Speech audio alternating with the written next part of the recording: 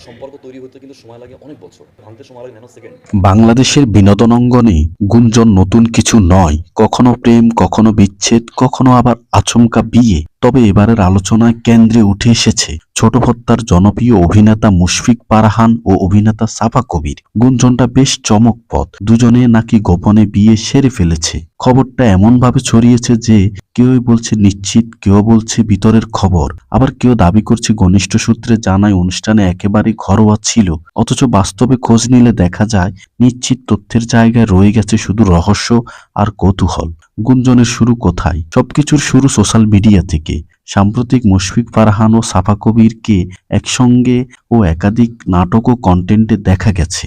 পর্দায় তাদের রসায়ন নিয়ে দর্শকদের আগ্রহ বারবারই ছিল। তার উপরে আবার কিছু ব্যক্তিগত মুহূর্তের ছবি ও ভিডিও ছড়িয়ে পড়তে শুরু হয় জল্পনা। ফেসবুকের একটি পেজে শিরোনাম হয় এরকম: ফারহান সাফা গোপনে বিবাহবন্ধনে আবদ্ধ। ব্যাস, এরপরই আর থামানো যায়নি গুঞ্জনের স্রোত। নীরবতা কেন এত প্রশ্নের জন্ম দিচ্ছে? সবচেয়ে মজার বিষয় হলো এই আলোচিত গুঞ্জন নিয়ে দুজনের কেউই কোনো বক্তব্য দেননি। হ্যাঁ অথবা না, পুরোপুরি নীরবতা। বিনোদন অঙ্গনের এই নীরবতা অনেক সময় হয়ে ওঠে আগুনে ঘি ঢালার মতো।